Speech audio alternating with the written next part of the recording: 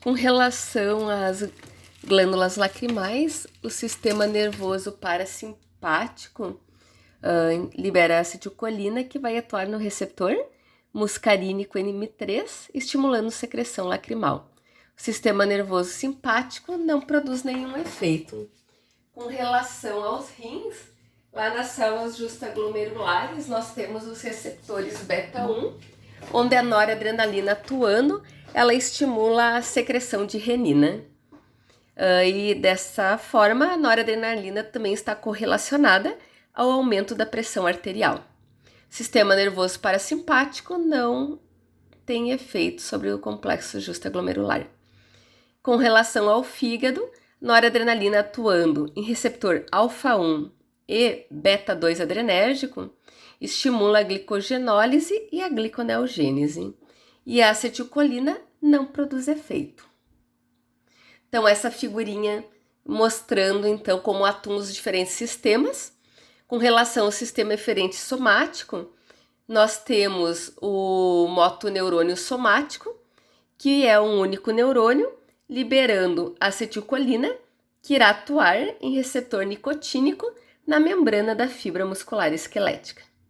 Com relação ao sistema nervoso simpático, nós temos aqui o clássico, que é o neurônio pré-ganglionar, liberando acetilcolina, que sempre atuará em receptor nicotínico, a fim de estimular o neurônio pós-ganglionar, o qual irá liberar noradrenalina, que atuará em receptores alfa e beta adrenérgicos.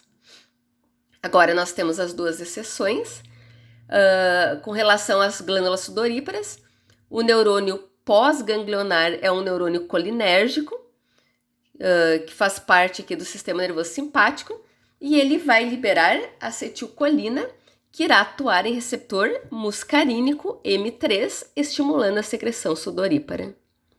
E outra exceção com relação à medula suprarrenal, onde o neurônio pré-ganglionar libera acetilcolina, que irá atuar em receptor nicotínico presente em células simpáticas pós-ganglionares modificadas presentes na medula suprarrenal. Atuando nessas células presentes na medula suprarrenal, estimula a secreção de adrenalina e de menor grau de noradrenalina. Com relação ao sistema nervoso parasimpático, tanto o neurônio pré quanto pós-ganglionar liberam acetilcolina. O que muda é que a acetilcolina liberada pelo neurônio pré-ganglionar irá atuar em receptor nicotínico a fim de estimular o neurônio pós. E a acetilcolina liberada pelo neurônio pós-ganglionar irá atuar em receptores muscarínicos. Desta forma, todas as fibras nervosas motoras que deixam o sistema nervoso central liberam acetilcolina, que age nos receptores nicotínicos presentes na membrana da fibra muscular esquelética. Todas as fibras parasimpáticas pós-ganglionares liberam acetilcolina, que age nos receptores muscarínicos. E a maioria das fibras simpáticas pós-ganglionares libera noradrenalina, que age em receptores alfa e beta-adrenérgicos. Quanto à modulação pré-sináptica, então mostrando aqui que as terminações pré-sinápticas, elas são capazes de sintetizar, armazenar e liberar neurotransmissores, clássicos, mas que também elas são sensíveis a outros transmissores ou substâncias químicas que são sintetizadas e atuam no tecido, ou que atuam no neurônio. Desta forma, essas substâncias atuando nessas terminações pré-sinápticas terão como efeito impedir ou exacerbar a liberação do neurotransmissor, o que é chamado de interação heterotrópica, onde um neurotransmissor afeta a liberação do outro. Como, por exemplo, ali mostrando lá no plexo mioentérico, que faz parte do sistema nervoso entérico, onde o excesso dessa acetilcolina interfere na liberação de noradrenalina e vice-versa. Então, se eu tiver bastante acetilcolina, ela acaba atuando no neurônio pós-ganglionar simpático, reduzindo a liberação de noradrenalina, o que é uma interação heterotrópica, porque um neurotransmissor interferiu na liberação de outro. O mesmo acontece com relação ao músculo cardíaco.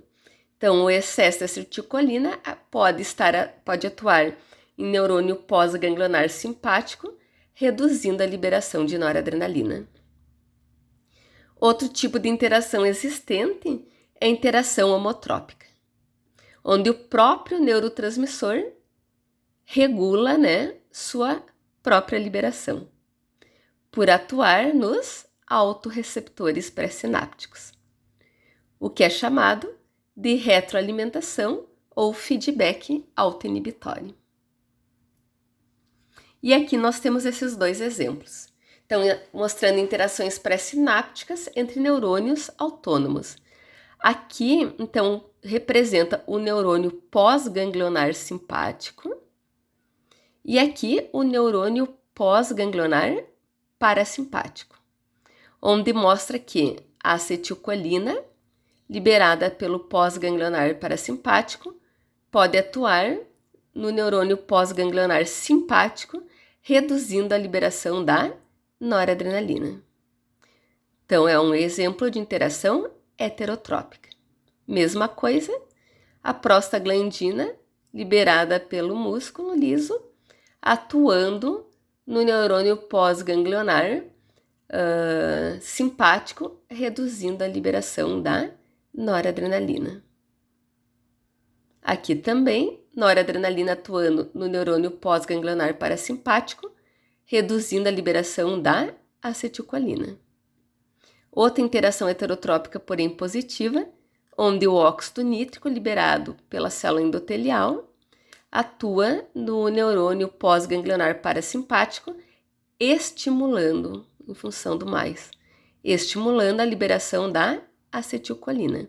Então, essa interação heterotrópica poderá tanto ser para inibir, reduzir, ou para exacerbar a liberação de um determinado neurotransmissor, de acordo com a substância que está atuando nesse neurônio. E como exemplo de interação homotrópica, a própria noradrenalina atuando no seu autorreceptor pré-sináptico, diminuindo sua liberação. E a própria acetilcolina atuando em seu autorreceptor, impedindo sua liberação. Esta figura complementa, já deixei em vermelho que é importante para vocês saberem por enquanto. Aqui representa o neurônio pós-ganglionar do sistema nervoso simpático, então noradrenérgico, onde a acetilcolina, através da interação heterotrópica, atuando no receptor muscarínico M2, presente aqui no neurônio pós-ganglionar simpático, reduz a liberação da noradrenalina.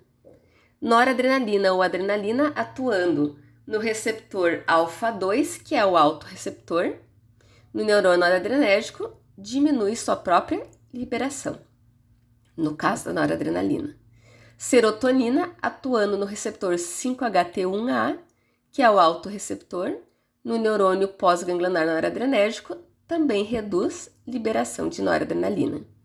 E a dopamina atuando no D2, que vai ativar a proteína GI, que nós já estudamos, reduz também a liberação da noradrenalina. Por outro lado, nós temos aqui mostrando substâncias potencializando a liberação desse neurotransmissor. Então, ao passo que a acetilcolina atua no receptor beta-2, ela estimula sua liberação. Quando ela atua no alfa-2, que é o autorreceptor, diminui, porque ativou a proteína GI, que nós estudaremos mais para frente. Porém, quando ela atua no receptor beta-2, que ativa a proteína GRS, aumenta a liberação da noradrenalina. Outro exemplo, a angiotensina 2. Quando atua no receptor AT1, no neurônio noradrenérgico, ela estimula a liberação da noradrenalina. Com relação a esses receptores pré-sinápticos, grande parte deles são receptores metabotrópicos. Então, receptores acoplados à proteína G, que irão atuar modificando a função dos canais de cálcio ou dos canais de potássio, através da presença de segundos mensageiros, que irão fazer o quê? Fosforilar esses canais iônicos. E à medida que esses segundos mensageiros fosforilam esses canais iônicos, eles acabam interferindo na função. Algumas vezes essa interação ou essa regulação pré-sináptica ocorre devido à atuação direta entre a proteína G e o canal iônico e às vezes por atuar em receptor ionotrópico, como por exemplo no receptor nicotínico pré-sináptico da acetilcolina.